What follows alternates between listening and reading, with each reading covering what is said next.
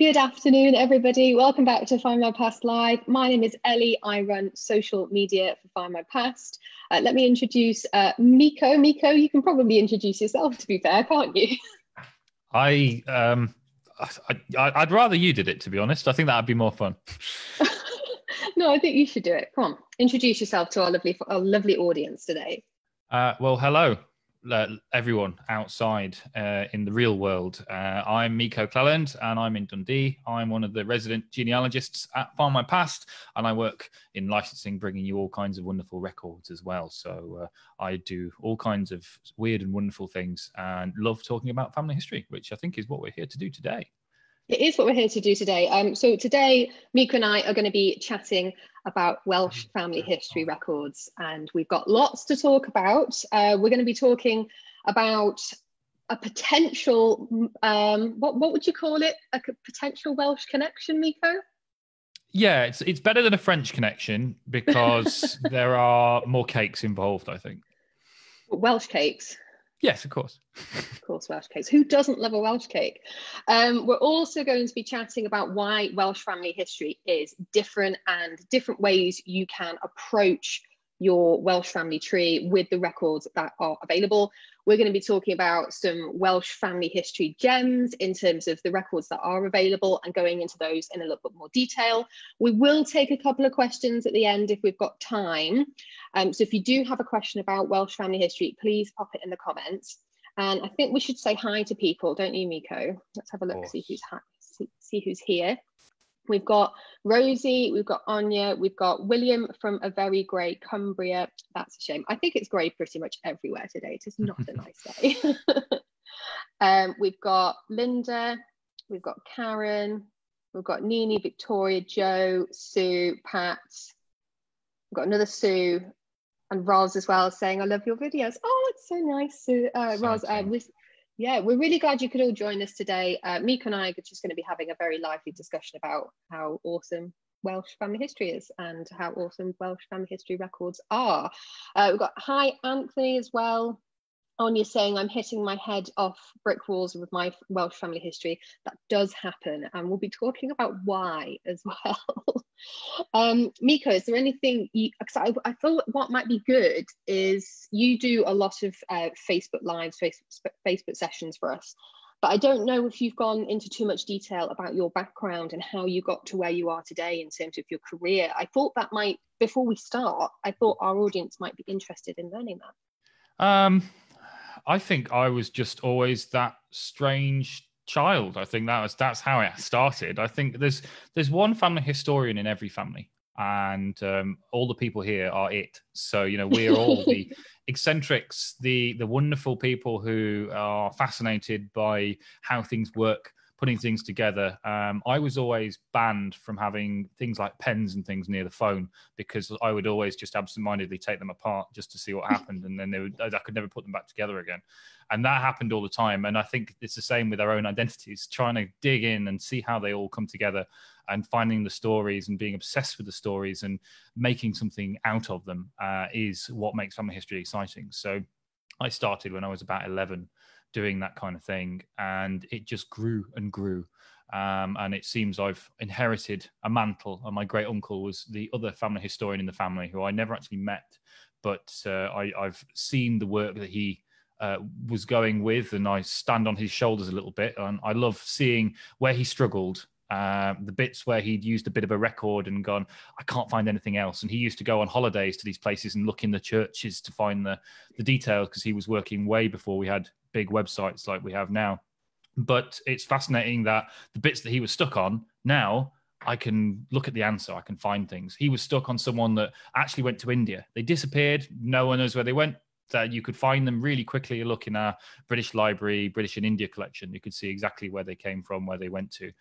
Something that you could never do by hand, look through the millions of records that you do page by page. And even if you tried, you'd probably be so tired by the time you got to the one, you might miss it anyway. So it's really, really difficult to do that. And so I'm kind of thankful for living in that middle ground of being able to have access to all these wonderful databases and to carry on this wonderful legacy. But I think we are all that one in the family. So I don't think my story is unique in that sense. I think, all of us can kind of probably relate to that and go from there. Yeah, I think I am probably one of the family historians in the family. I'll touch on this a little bit later on, but my aunt has done quite a lot on my dad's side of the family, but I don't know if she's really doing it anymore, to be honest. So maybe I can pick up where she left off. Let's just have another scroll up through the comments here. Let's see what's going on here. Rosie saying, I will take eccentric. To be honest, I think all the best people are a little bit eccentric. We're all a little bit eccentric, aren't we? I'll touch on this a little bit later on, but okay, let's scroll back up here. Leah saying, my mum is Welsh, all her family are from Milford Haven. I would love to learn more about them. Well, hopefully this will help you, Leah. We've got Ricky joining us from Lincoln, not Naples. How come you're not in Naples anymore, Ricky? Well, Italy is my other love, so I'm going to have to sort of take umbrage at that and say you need to get back to Naples, where it's wonderful weather at least. We've got Marianne, my Williams-Jones ancestors. He was born 1925 and was from Llanfairfechan. George is saying, no one else in my family is interested in all my effort to build our family tree. I must admit, I talk to some family members and friends and they just sort of get this sort of glazed look when I start talking about family trees. Do you get that as well, Myko? I think in the same way when I talked about my great uncle, there might not be someone now who is into it, but we all come into family history at different times. So you're really the custodian of that family story, and someone else will take the mantle at some point, and you might not know who they are even yet, but they'll be there. And so we're kind of trying to make sure that we have the best possible state of family tree and everything is nice and neat. And if you reference everything and make everything very clear, and then whoever does come to continue this story and make it even better and bolder when there are many more records online and more new revelations to be found and more generations to add, then they're going to be able to carry on the baton and keep running. And hopefully eventually we'll have something that we can all be proud of. And I know some people publish books or do things like that, but there's something just special about being able to look at it and show those other members of the family who aren't maybe so interested in the research, that fun jigsaw puzzle type thing, but really excited in seeing the exciting stories and the wonderful things that can come from it. I think that's a lovely way of pushing it. Just a quick look at the comments again before we move on. So Mary saying she is in Ontario, Canada. Glad I caught this show. I'm researching my Jones roots, but I've only got back to Chester in the 1700s. There are too many Joneses. Mary, I'm half a Jones, and this will be something I'll be chatting about a little bit later on. So I feel your pain. We've got Ellen from Illinois. We've got Gay. We've got Andina, Wendy, Sandy, Claire. Lots of you today. This is fantastic. Right, okay, we're going to move on. But if this is your first time here, we do these family history sessions on Facebook every week. We have one midweek, which is today's session, which is more expert-led. So it will be more about records, about how to research. We sometimes have a guest on. And then on a Friday, we have a more laid-back session where either myself or Myko or Jen or Alex will talk about Findmypast's recent record releases. We usually have a theme and a question of the week as well. But both sessions are a chance for you all to talk amongst each other in the comments and also interact with us as well, because we absolutely love hearing your stories, hearing your experiences and your challenges when it comes to family history. So do interact in the comments. And I think what we'll do is we will move on to our first topic of the day. What do you think, Myko? Sounds good. And I think it's going to answer some questions that I see coming in, which is quite exciting. Yeah. So I think, Myko, you're probably the best person to explain how this particular topic came about. So why don't you start us off with that? Okay. So family history is all about discoveries, like we've talked about, the great stories, and I found a relatively new one recently and found my Welsh connection. So with all kinds of new records to explore, I've very excitedly been digging in and learning more. And I actually had a little bit of help from the Findmypast forum with one particular ancestor that I put in, if you remember. If anyone could see that, they really helped me out a little as I was exploring these new areas. And one thing that I have uncovered is a number of new surnames and families to trace.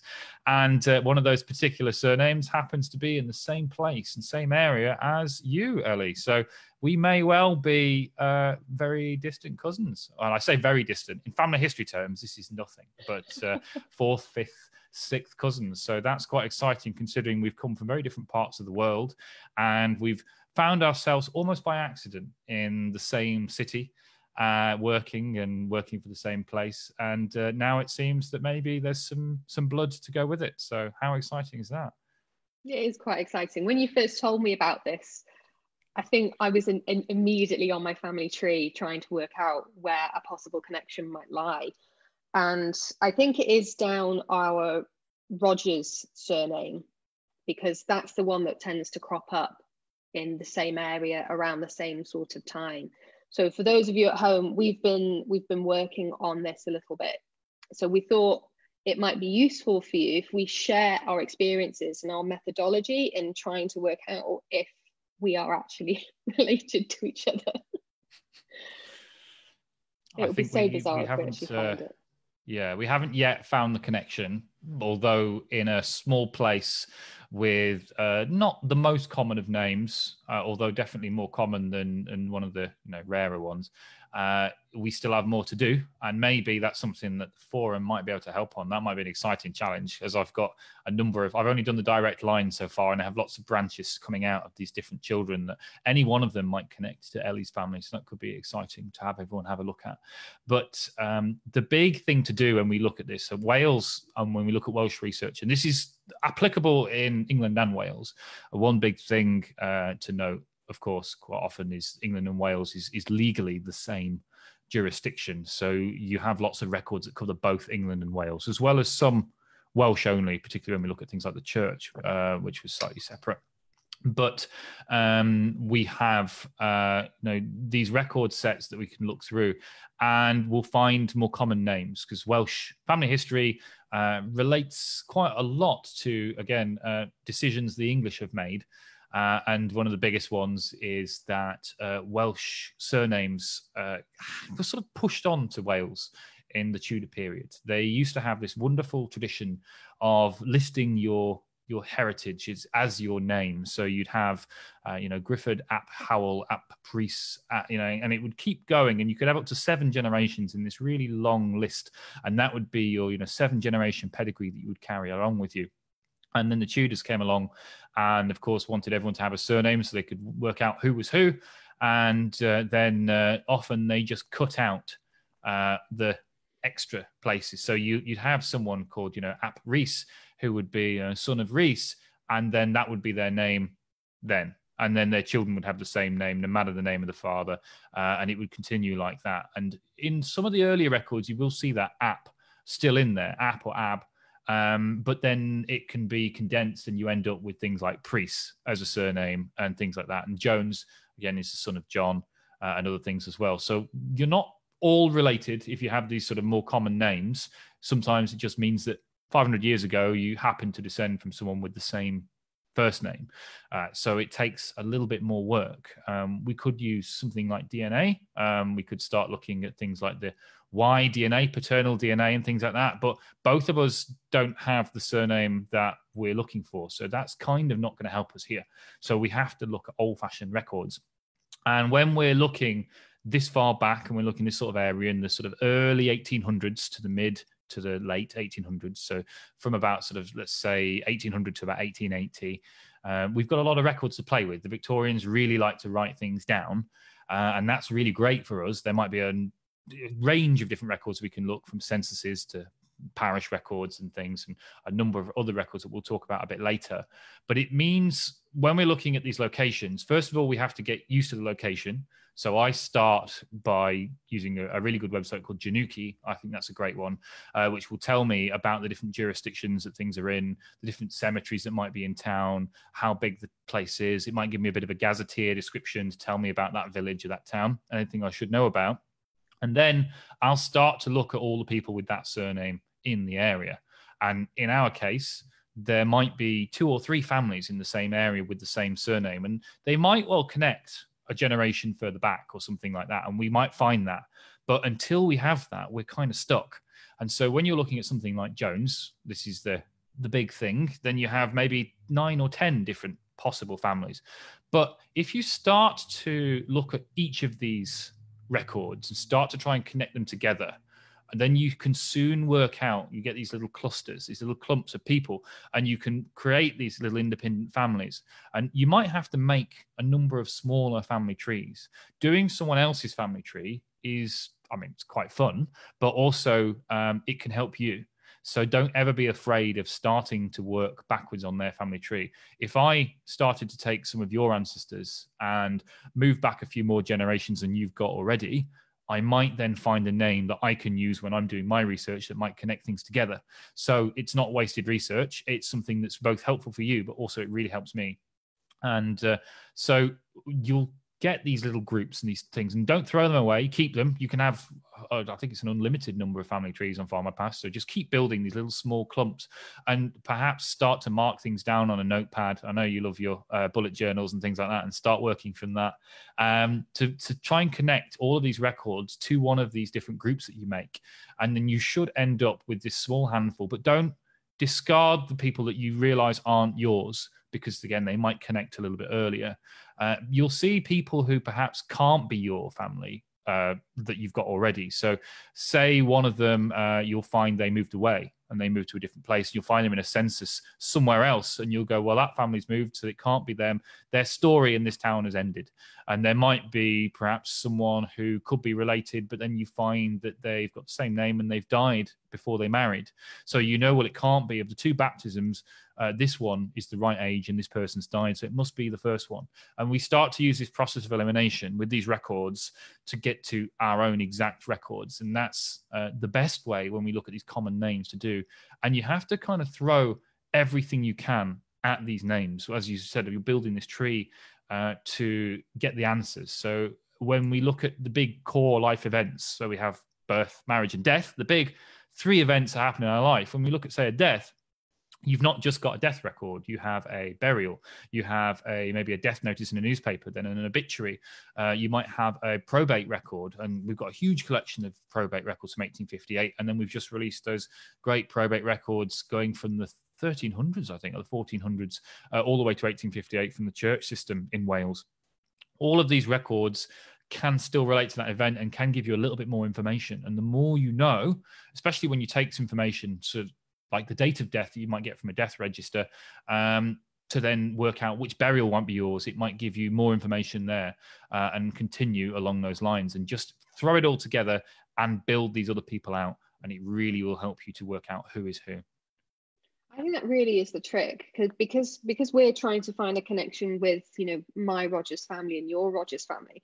What I've been trying to do is I've been trying to just get all the information I know about this family, and I've been trying to branch out from my direct line, as we've already talked about. So I've been adding sisters and brothers, aunts, uncles, and cousins, just trying to see if, okay, maybe the Rogers line goes back a little bit further, but perhaps it's a sister or a brother of my direct ancestor that maybe connects to yours in a way, if that makes sense.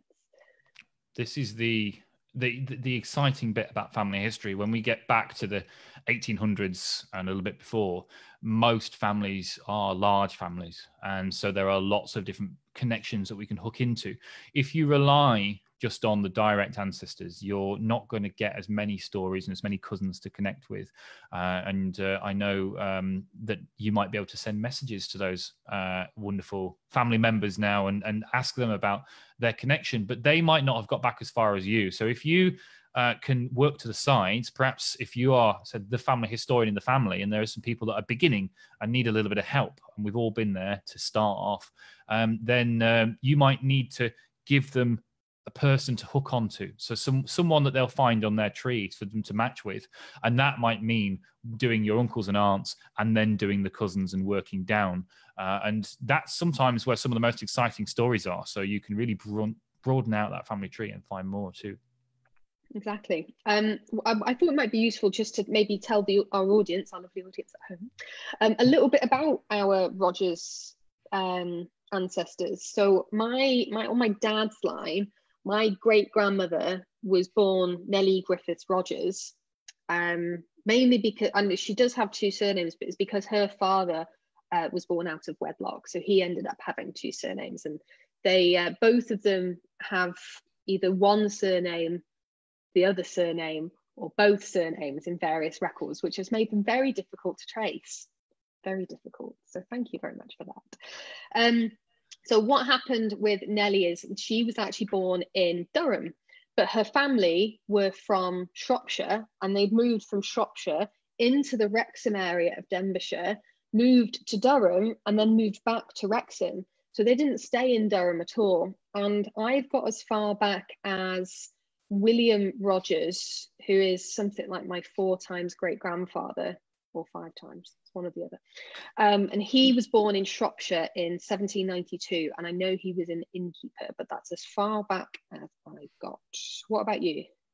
Well, my Rogers, I said I've worked quite a lot on the direct line, but there are some cousins that I just have their names and a year of birth at the moment, so I haven't really got too much to go on, and that I think will be how we find the connection, as we said, about giving more hooks to grab onto. I have an Anne Jemima Rogers born in Wrexham in 1811, and her parents were John Rogers and a Hannah, and I don't know Hannah's surname either, but she has a number of siblings, and then John, of course, will have some siblings. He was born in 1773 and died in 1843.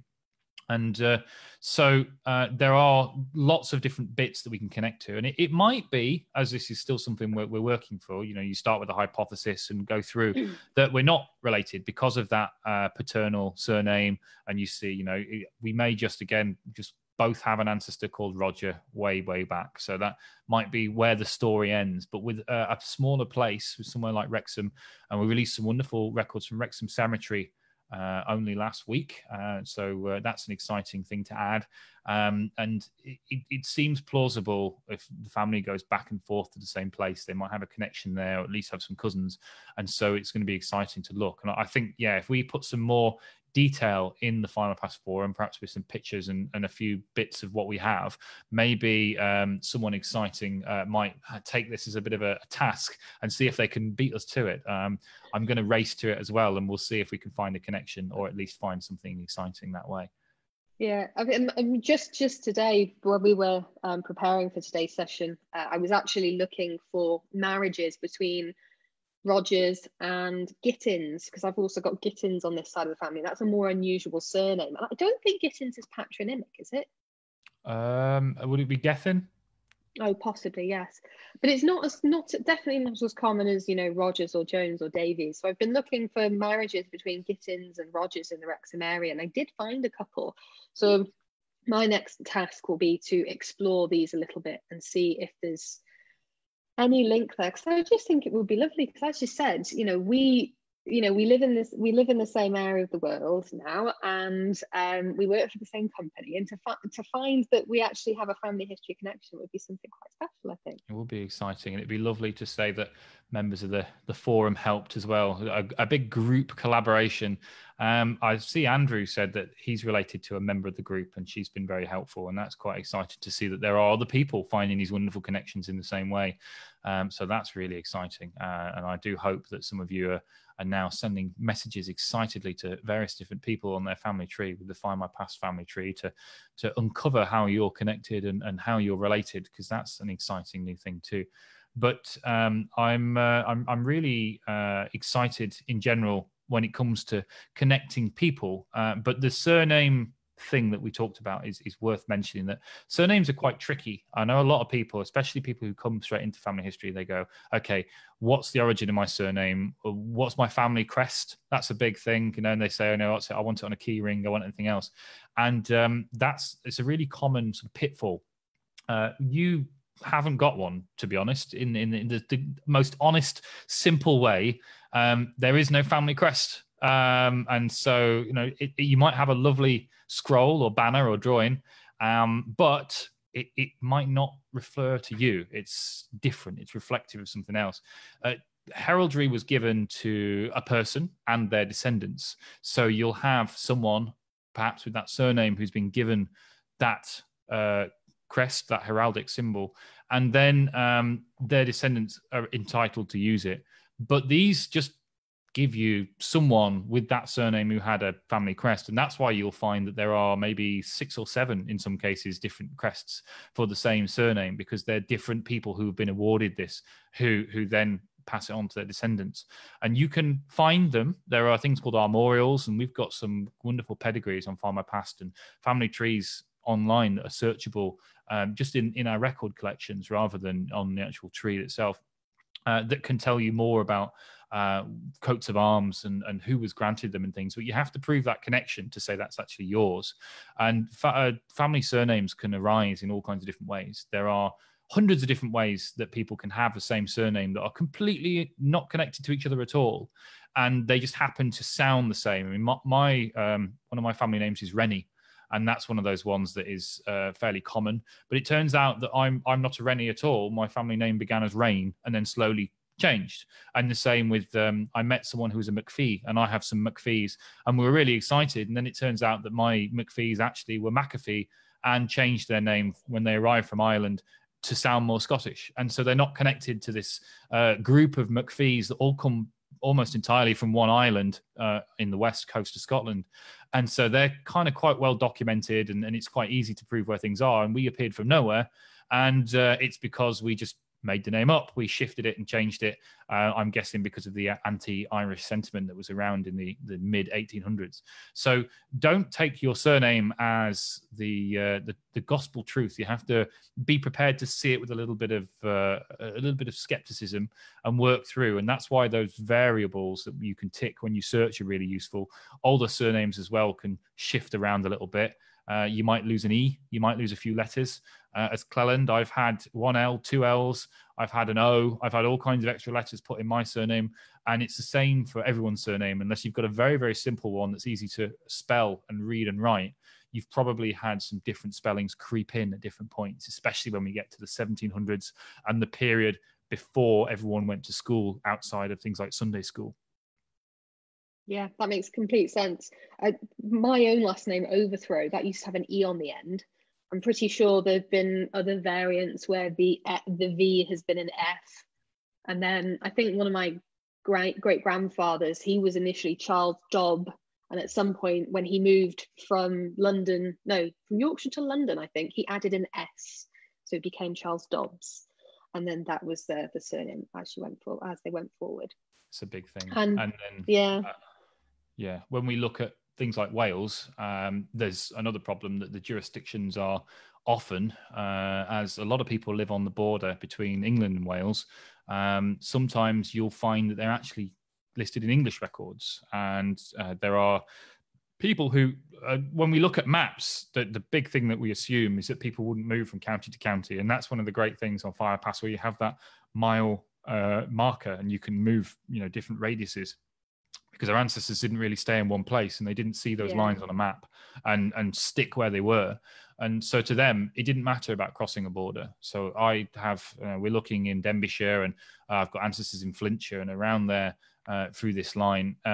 They went to Chester and Cheshire quite a lot. And I have now lines in Cheshire, people who are in this parish, Kinnerton, of which it seems Higher Kinnerton is in one country and Lower Kinnerton is in the other. And it's just completely split. And you'll see the same in Shropshire and the same in all these different areas on the border. And so you have to look at this with a little bit of a different way of thinking and really get used to the maps. I've lost track now of how many times I've been sat on Google Maps, and then also the older maps you can get from the National Library of Scotland are really good. Maps.nls.org, I think that is. That will show you what things were like at the time, because there may be roads that now exist that didn't at the time, or there may be roads that are no longer there that make it really easy for someone to travel from your village to the the next county over or anything like that. And then there are all kinds of different other bits. As Wales has changed its jurisdictions from different councils, it's, Clwyd, Gwynedd, and all these different other ones from the historic counties. And now we're sort of back into these historic counties in some ways, and sometimes we're in the bigger regions and things. Getting used to where things might be is one of the biggest things you can do, especially when we have the more common names. We might get 20 or 30 results. In my particular area of Wales, so around Flintshire and things, for some period during the 1800s, it was actually part of the Chester registration district. So even though I'm looking for Welsh records and Welsh births, marriages and deaths, I might still have to look in English regions. And so that's another thing to be aware of when we're looking, especially in that border region. Yeah, I completely agree. Just as a side, when I used to work in Wrexham, I used to have to across the border to get from Rhyl across the border into England during my commute, and then cross back into Wales to actually get to work. It was just how the road layout was.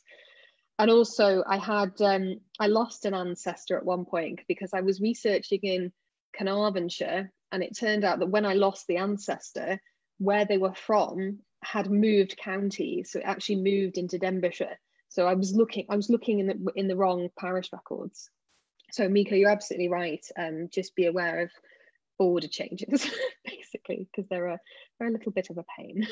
And there's also a lot of people that move further than that. I know that the Scots travel huge amounts of distances in the Victorian era and beyond, and the Welsh also. I think it was your broadcast a while ago when you talked about the Welsh who travelled to South America and formed their wonderful community there.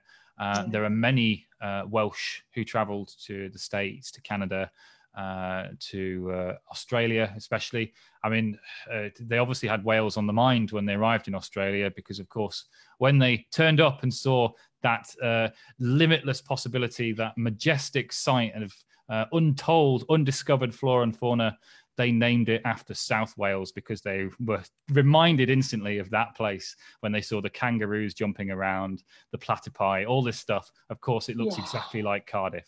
That is what came to mind. That's there. And so we can see that there's this wonderful connection. And so there are passenger lists and other things that can connect you in that way, and other records on the other side. And so although there are some regions of Wales that are quite static and people didn't move around that much, and so definitely don't think they stayed in one parish, there are plenty of people who travel massive distances. So don't discount the rest of the records around the world, particularly in the English-speaking world, where your ancestors may have gone to.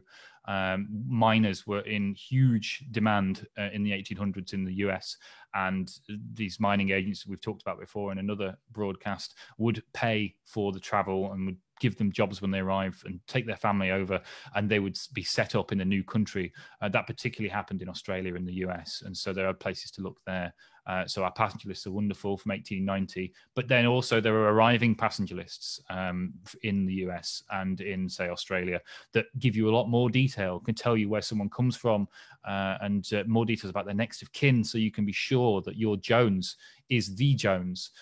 If you look on passenger lists from 1902, I think, in the US, when you arrive, you see there are 2 pages, and you have to press that little silver arrow on Findmypast. Whenever you use any records on Findmypast, if you see an arrow, click it, always. And it's either going to show you someone else's name or more information about the same person.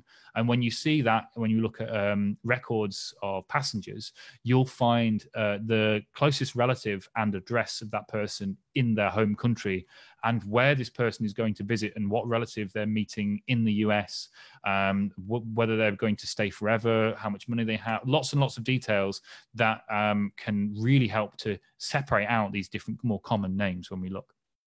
Yeah. And I think I've been struggling a little bit with, because I'm a half Jones. I know probably a lot of people in the comments, a lot of you at home have got, Jones ancestors or Jones connections. Finding the correct Jones family in the record is, well, it can be tricky, but I think there are certain ways you can go about making sure that you've got the right Jones family, you've got the right records. So I spoke a little bit earlier about my aunt who'd done a lot on my paternal side of the family, for example.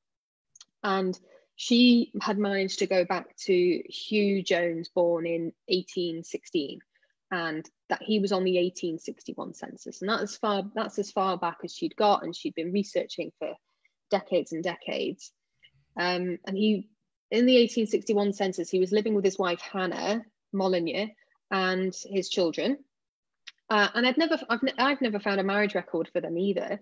So I've got a little bit stuck then. So then I have to start looking for other clues. So I sort of wrote down everything I already knew about him. So on the 1861 census, it actually says that he was born in Merionethshire. But if you actually open the original image, and what do we always say? Look at the original image if there is one. Every time. Exactly.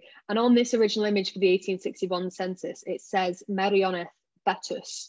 And in this instance, after doing a little bit of digging, because I don't know the area that well, it's Betus Gwerfel Goch in Merionethshire. And I actually found a corresponding baptism record for him, which gave me his parents' name, so David and Jane. Was it him? I wasn't sure. But then I also found him on the 1841 census with parents David and Jane. And it says he was born in Betus Gwerfel Goch, and he was living there at the time. And that is the only Hugh Jones I can find who was born in Betus Gwerfel Goch with, he had his parents there as well. So that is how I knew that he was the right one, because I managed to cross-reference with other records and make sure that the information matched up as much as possible. So I was able to go back another generation just by doing that, just by having those key bits of information and keeping those in mind when I'm researching other records. There's a lot to be said for sort of walking in your ancestors' shoes and asking yourself the question of, what would my ancestor have done now? And if you learn more about their occupation, the villages they're in, the sorts of income they may have had for different jobs, what their homes were like, what the community was doing at that point, big events that happened, not just locally, but in the country, then that might give you more of an idea of what might happen. So we know about very big depressions like the Great Depression and things like that, but there are also lots of smaller ones and smaller sort of famines and things that happened all the way through the 1800s. And maybe there's a coincidence of work drying up in a particular time, which might give you an incentive as to why someone might leave or anything like that. And there's a wonderful connection when you can do that and sort of see through ancestors' eyes. I get excited by languages, and I really like learning languages. And said I've had a go at learning a bit of Welsh. I use that Duolingo, which is a free website and app you can use to teach yourself some languages, and Croeso and everything else. But other than telling people that I'm a dragon or asking anything they want about apples, I haven't really got too much further with it. But it's great to be able to almost think in your ancestors' language and see things a little bit more, and that not only draws you a bit closer to them, but it does help when you're trying to decide between a couple of records. If you can understand perhaps what seems more plausible because of their circumstances and their situation and how they lived, then that might help you. There might be some record that really reflects someone who might have had a lot more money than your ancestor did, or the other way around, or anything like that. And you might see there's a strange family story in my family about someone who had a lot of money, who ran away with a coal miner and all this kind of thing, and they invented the Paisley shawl and all kinds of stuff. And it's some story that other branches of the family are convinced is completely true, but everyone in this family were miners and weavers and didn't really seem to have any money at all. And so all this, it doesn't really make any sense. So I can go, well, hang on a minute, I've investigated this and I can see this doesn't make sense. This doesn't add up. And I look at the other records and again, throw all the records I can at it. And that's one great thing that Findmypast has. It's not just the big core records. It's the family history societies that know this area more than anyone. And they know about these different kinds of special records. They transcribe such wonderful things. And they're up on Findmypast. You can find them, find transcripts, and you can search through. There are records from different county archives, all kinds of wonderful things, newspapers, anything you can think of to just keep throwing at your ancestors' names and putting the different dates and try and find more context and more understanding. There's something to be said for just getting the local newspaper where your ancestors lived and just flicking through it and reading the front pages and just the main stories of the time to see if something has happened that might give you more of an understanding of why your ancestors might have left or why they might have moved house or anything like that, that again can lead you to those records and the big discoveries. Absolutely. And I suppose that leads us very nicely into just, we have a little bit of a quick chat about some Welsh family history gems, and we've talked about so many of them already because they've just sort of naturally fallen into the conversation. You've already mentioned the newspapers, and it's in particular for Wales. I just think it's incredible that we've got so many of them online already. We're adding more all the time. We added 5 new Welsh titles last week alone, and there are even some that are actually in Welsh, which is great. Again, just going back to, you know, being able to think and feel how your ancestors might have done in their own original language. If you can use an app like Duolingo, for example, to teach yourself a little bit of Welsh, it will stand you in really, really good stead, because especially in these Welsh records, you do find little bits of the Welsh language just peppered through them, I find, whether it's in a census record or a baptism or even in a newspaper. So that will really help you. Because we're going to be talking about, we have already talked about quite a lot of resources. I do have a resource list that I'm going to put into the comments when we finished. So if you do want to go and have a look at any of these records or external websites in more detail, you can do that later on. So I hope that will help. We've already talked about the wills, Myko, because we added more Welsh wills last week, didn't we? Mm-hmm.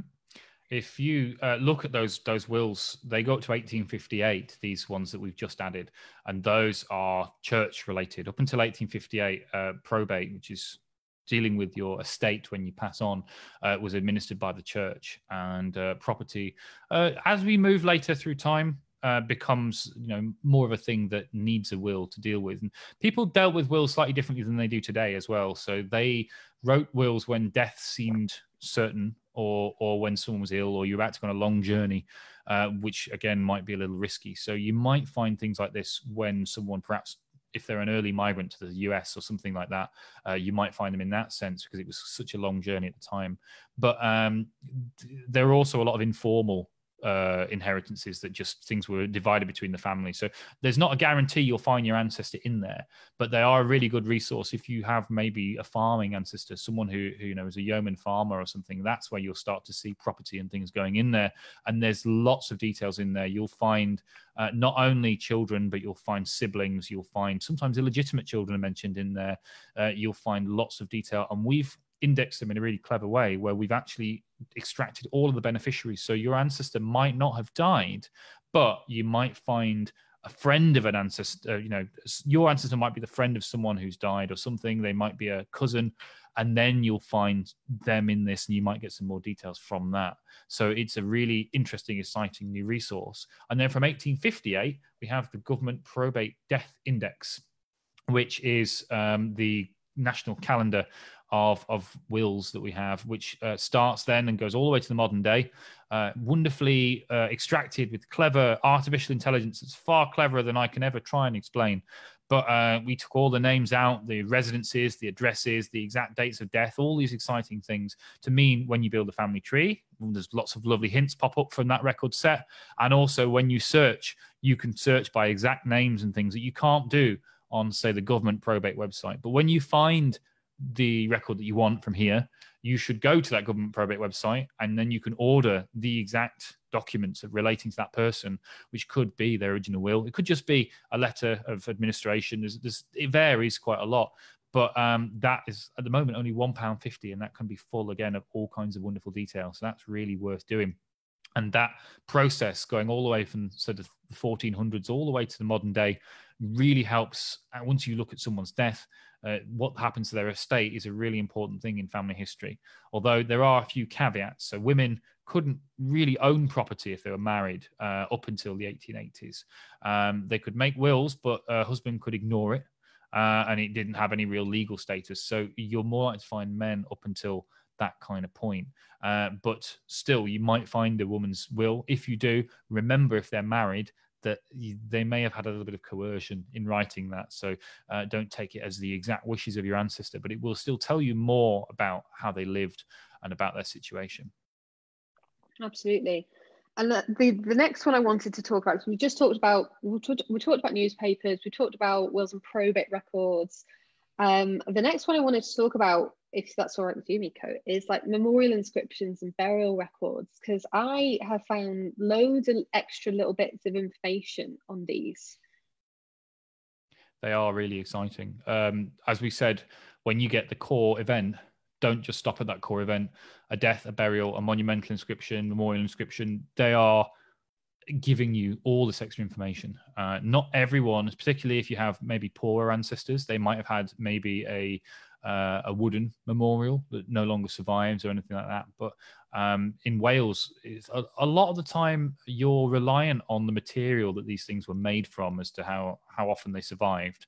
In Scotland, we're a little less lucky because they often use sandstone that wore out quite quickly. But in Wales, they sometimes use slate. And that's the best one because that lasts for ages, as long as it doesn't crack. So you've got to keep your fingers crossed. But it means you can see some really lovely stones from very early on. And there are some other ones too. And they give you details, not just date of death, which we will get a burial record. But if we're looking before 1837, we probably won't find a date of death unless we see it in the parish register. But a stone might tell us the exact date of death. It will give us things like occupation. It will give us age. It will give us relatives. Sometimes you have a whole family in one plot. And so that can be really, really helpful. And don't just look at, the cemeteries that, are church areas. So we've added Wrexham Cemetery, which is a council cemetery from the 1850s. There are other cemeteries and parish cemeteries, and there'll be some more coming very soon. But keep your eyes out for all these other cemeteries too. And those records of burials might not be online. They might be with a local council or something like that. So you might have to investigate there if you can't find them in a parish burial. So there are other places. And if you find a burial, then you need to look at that churchyard, that cemetery, and see if there's a stone there or anything with all that extra information.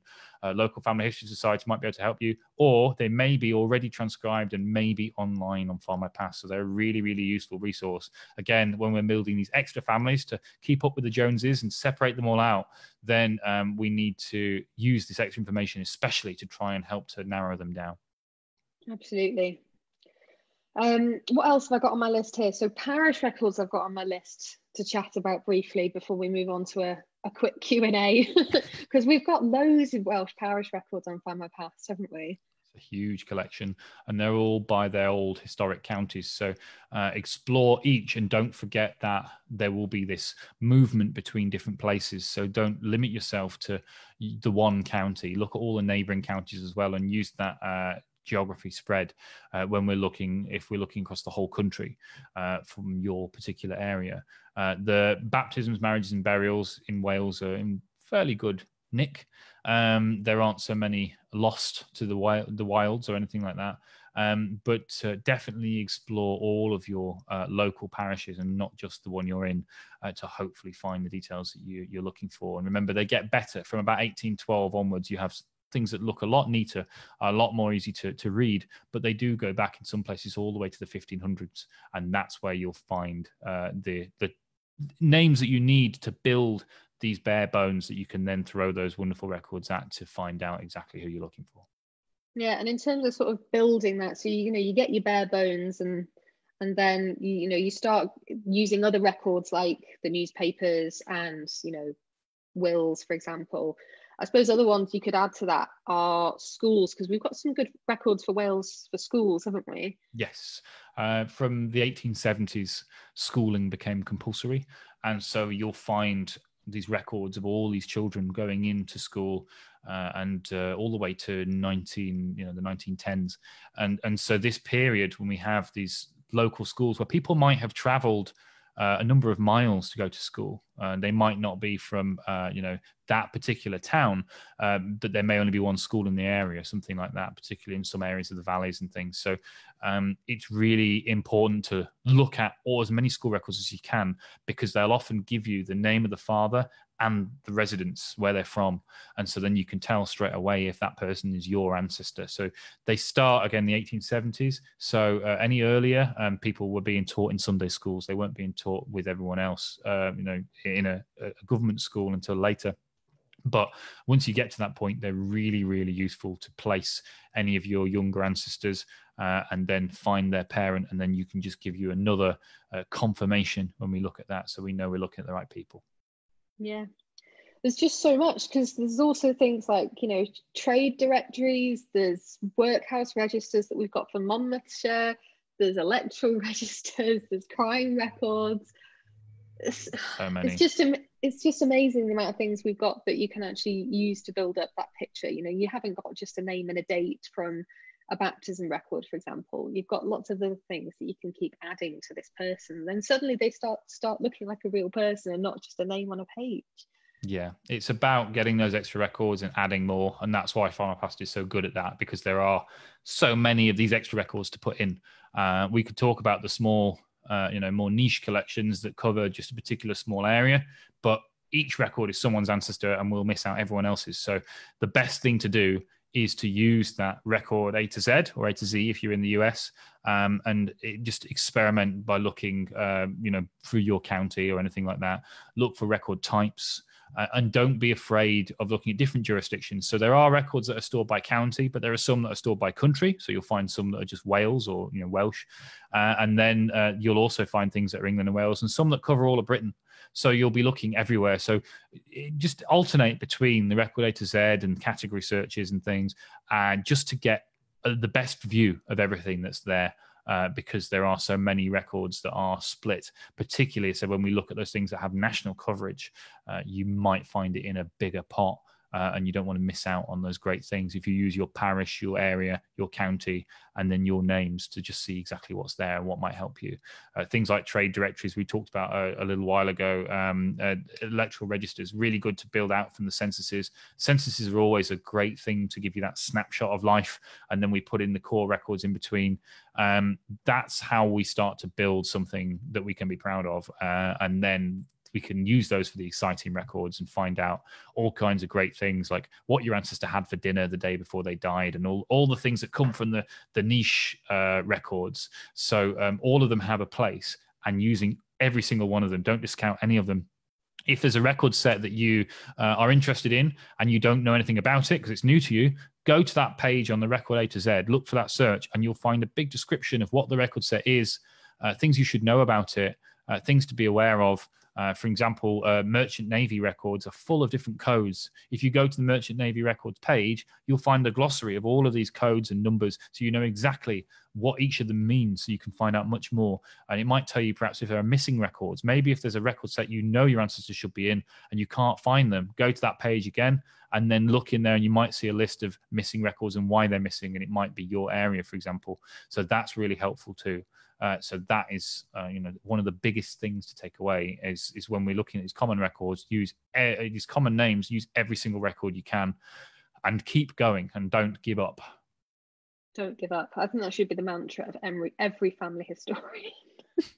I think if it wasn't, I think there'd be a lot fewer family historians. I think some of us have been banging at the same brick walls, and they call them brick walls because they just won't fall down, but for a long time. And I'm sure, for every of these, there's a record that will prove exactly what we need. Maybe a technique we haven't tried, maybe something else. Maybe sometimes it takes a fresh pair of eyes, which is why that Findmypast forum is so exciting, that you can use a little bit of help and try and break through and try and keep going. And sometimes it's simple, sometimes it's very, very complex, but it just takes that little thing that we're just not there yet with. We've all got them, and so you've just got to keep bashing at it, and eventually something will happen. I think a lot of the advice that you've shared today as well, Myko, can be applied not just to Welsh family history but to family history in general. So That's really good. Do you think we've got time for a couple of questions before we finish? Yes, let's have as many as we can, and I will try and get to some others as well by writing comments in afterwards to try and make sure that as many questions get answered as possible. So in these minutes left, let's do them. Let's go. I'm just going to let you pick them out in the comments. I think that's probably the easiest way to do this. Okay. Barbara McConnell said, what was the app to learn Welsh? It was called Duolingo. And I'm sure we'll comment a link at some point later.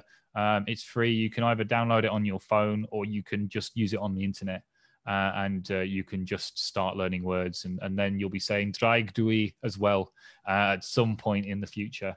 And that will, hopefully then give you a bit of a connection. But you can also learn other languages if you have perhaps, Italian ancestors or French or anything else. There all these different languages are there, and it's a really useful thing, especially when we're in lockdown. I think we've all promised to start new hobbies and get new things. And family history can't be your only hobby, although it should be your biggest hobby, and it's the most exciting hobby. Something like this, which dovetails neatly into family history, is also really worth doing. Let's look for some more. And there's been so many comments. Now we have to go through and try and pick them out. So if you can find any as well, Ellie, as I go through and browse through. How about this one? Eleanor asks, what is the best way to look for a possible illegitimate birth? A illegitimate birth, it would depend, Eleanor, on when, and it would depend how we're looking. So in Wales, when you have an illegitimate birth, you'll find, say, baptism, and you'll see maybe just the mother's name and nothing else. It might say illegitimate on there. It might just give the mother's name. If we know the mother's not married, because we've looked through, sometimes afterwards the mother will marry, the father, and then it all neatens up really nicely. Often not. There are things called bastardy bonds, which are part of the parish chest, of which we've got some of those online for different areas of England and Wales. They are the place to look, because then the person who's supposed to be the father, or named as the father by the mother, gets put in front of the church elders, and they decide whether that person is the father or not, and then if they have to pay for the upkeep of the child. And so you'll find the person being accused, and then the outcome, whether they've agreed that that's the father or not. And that might be the way to break through this. There's also DNA, of course. That's kind of useful when we're looking for more distant cousins. You can start to triangulate things together. But I would start with that and work from there. You might find, perhaps, if you look for them in a census later on or something like that, you might find a father said if they've become a happy family afterwards. But if the story is not so happy, then bastardy bonds will be the first place. And possibly also poor law records and things like that might help you too with the same sort of idea. The Poor Law Union Gazette is a wonderful newspaper that we have, where anyone who's run off on their obligations because the church had to pay for these people if they weren't being cared for, the church would try and find these people so that they didn't have to pay anymore, and the person who was responsible would start paying. So they put out these adverts, and these adverts would tell you all kinds of things about this supposed father, details of what they liked to wear, how they looked, how they carried themselves, how they walked, the jobs they did. They're really, really useful. So that's another place I would look, and that's in our newspaper collection as well. Great. A question from Victoria. What about information regarding evacuees in the Second World War? A cousin married a Welshman, and I wonder if she was evacuated to Wales. So how would Victoria go about finding more? So Welsh, any evacuee records are still mostly covered by privacy because of the fact that many of these people are still alive. When you think about Operation Pied Piper, as they called it, for the Second World War, this evacuation of millions of children, the whole country was divided into 3 different kinds of zone. You had evacuation zones where people were encouraged to leave. You had neutral zones where everyone just carried on as before, and you had reception zones, which is where people were considered, safer, and people were encouraged to go to these places. And that was where you'll find evacuees traveling to. So you can find where the area that your ancestors are on various different maps. You can look online and find out if the zone that you're looking for is a reception zone, which will give you an idea as if your ancestor may have been evacuated to that point, and that can help you. Often, if you look in the 1939 register as well, then you'll see your ancestor with a different family, a family that's not their own, because a lot of evacuation had already taken place and begun. It started in you know, the very, very starting days of the war, and so we've not, you know, by the time we get to 1939 register, many of these people are already in their new homes. It does mean sometimes the records are closed because these people might still be alive. You might have to go to a 1939 register page and apply to have a record opened. And if you can't find them because you don't know where they might be evacuated, you can apply to the National Archives, who will then look through the closed records for you for a modest fee. And that might be a way to find them in that sense. So although you might not find a record of their exact evacuation, and it wasn't just children of school age that went as well. There were mothers, pregnant mothers, mothers with perhaps disabled or very young children. There were teachers, all the people that helped make the system work. So don't just assume that evacuation was for just these school children. There's many other people that were also evacuated, but that would be the first thing that I would do. Brilliant. Lots of information, useful information as always, Myko. It's really fantastic. Thank you. Do we think we've got time for one more question? Go ahead. Let's do it. As many as we can fit in, always. We can finish at 9, 10 o'clock. It's okay, I'm sure. Let's do one more.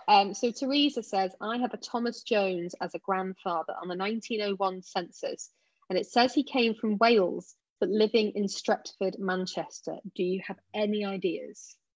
So you have him as a grandfather, and I'm assuming you don't know any way about how he connects. So if you've got a grandfather, then you have, you know, very few places to slot him in.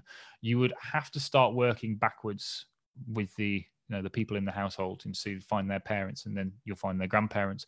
First of all, you need to find the marriage of those people in the house. Ideally, you'll have a name that might be a little bit easier. There are some wonderful parish records in Manchester that we have online that might help you. And then you can start to plot these things together and then find their parents as well. I would assume quite possibly, as I've seen in my family and I've seen in others, that maybe the grandfather came and one of the children is Welsh and has moved for work. We look at places like Manchester at that point. Manchester was experiencing huge growth with the industrialization of Britain. And so many people came from further away, possibly North Wales more likely. But when you look at this, so start to build that tree, start to look originally perhaps in Manchester, maybe the one of the mother or the father moved to Manchester and then married in Manchester rather than them both moving. Take a look at marriage records there. Take a look not just in the census, but find those two people in the census beforehand and keep working backwards 10 years at a time until you can get there, and then use those parish records as civil registers, which you should be able to use at that point too, to try and plot out who the parents might be. Hopefully, by using the parents, you could already get rid of one branch because they won't have the right surname. And then when you've got that surname to go forwards, then go backwards, then you can do the same again with the next generation and get there. It's all a methodical journey. It's kind of working backwards and said, build that family tree and just use every record that you can to fill in the gap and understand a little more about that journey as well, to give you more of an idea about where you might need to look when we go through and we look at your putative grandfather in these records. Possibly a civil marriage or something like that will give you more idea of where they're from, and maybe some kind of parish register as well. That might be the best place to look. Brilliant. Well, I hope that answers your question, at least in part, Teresa. Let us know how you get on. If you make any discoveries on the back of this session, we would love to know. I think we will wrap it up there because we are gone 5 o'clock now. Myko, it's been an absolute pleasure. Thank you so much for coming on today and chatting to me, chatting to us, all of you at home, about Welsh family history. It's always a pleasure to listen to you talk about family history. It's just so knowledgeable. Yeah, whether your ancestors from Abergavenny or Llanfebwyl, Gwyngen, Gongeric, Gwyndobec, Lantysilio, Gogogoch, everywhere you have, it's all really important to connect with them and use those wonderful records. So any excuse to talk about them, and hopefully if some of you find new things, that's even better.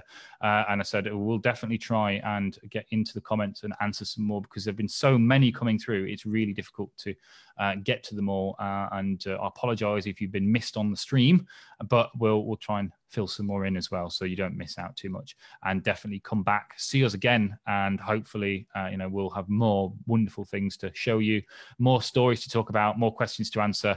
And on the Findmypast forum, there might be something maybe a little bit later this evening, a little bit of a conundrum for you to solve some of our Welsh problems that might, maybe if we can apply some methodology, they might help you too in your family. So thanks for having me, and I look forward to seeing all of you soon. Please stay safe and keep on working on those wonderful family trees.